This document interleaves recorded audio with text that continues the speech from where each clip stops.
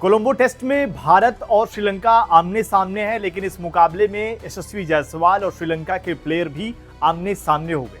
Jaiswal out होकर जा रहे थे, उस दौरान ऐसी नौबत आती है कि मामला हाथापाई पर आ गया। गाली गलौज तो हुआ ही, लेकिन ऐसा लग रहा था कि जायसवाल यहां पर श्रीलंका के खिलाड़ी जो गेंदबाज असिता, उनको कहीं ना कहीं पिटाई ही करने वाले हैं। दरअसल हुआ ये कि जायसवाल उस ओवर में असिता की जबरदस्त पिटाई कर रहे थे।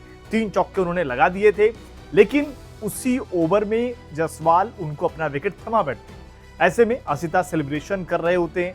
आउट होकर जब जायसवाल जाने लग गए तो उन्होंने कुछ कहा, मतलब ऐसा नहीं साफ तौर पर कि उनके फेस पर ही कुछ कह रहे हैं। अपनी जब उनका टीम हडल था वहां पर उन्होंने कुछ कहा। जायसवाल उस बात को सुनते हैं। जायसवाल को यह बात पसंद नहीं आई, वो वापस लौटते हैं। एक दूसरे में कहीं ना कहीं अगर आप देखेंगे दोनों आकर सट गए और कहीं ना कहीं बाकी खिलाड़ियों को बीच बचाव करना पड़ा। अब इसमें अगर आप देखेंगे कहीं ना कहीं 2 तरीके से रिएक्शन सोशल मीडिया पर भी आ रहे हैं। लोग कह रहे हैं कि यार जायसवाल को ये नहीं करना चाहिए। जाहिर सी बात है, खिलाड़ी जब विकेट लेगा तो सेलिब्रेट भी कुछ इसी अंदाज में करेगा ही, चाहे वो भारत का गेंदबाज हो या फिर किसी और देश का गेंदबाज हो। ऐसे में बल्लेबाज अगर हर विकेट गिरने के बाद आकर सीधे लड़ाई करने लग जाएंगे तो यहाँ पर कहीं ना कहीं गलती जायसवाल की है।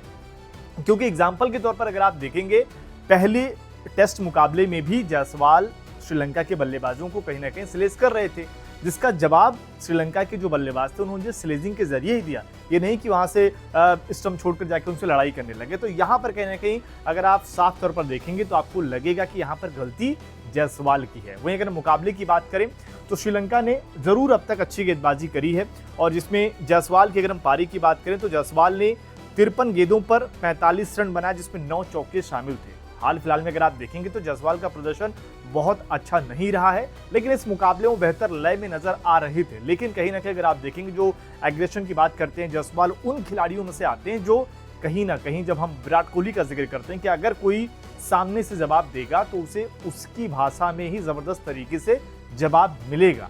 ये काम यहाँ पर यशस्वी जायसवाल करते दिखते हैं। लेकिन इस केस में अगर आप देखेंगे तो कहीं ना कहीं गेंदबाज ने शायद कुछ ऐसा कहा होगा, वो आगे चलकर जायसवाल का वर्जन सामने आएगा। तो आखिर ऐसा क्या कह दिया कि जायसवाल भड़क गए, वहां पर आकर लगभग गाली गलौज की नौबत आ गई, लड़ाई पर उतर गए।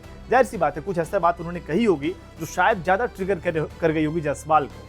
वरना पिछले वाली सीरीज में अगर आप देखेंगे, जायसवाल ने जो बातें कही थी कैमरा ने रिकॉर्ड किया था, और वो बातें अगर आप देखेंगे सिंपल सी एक जो नॉर्मल स्लेजिंग होती है वहीं तक थी।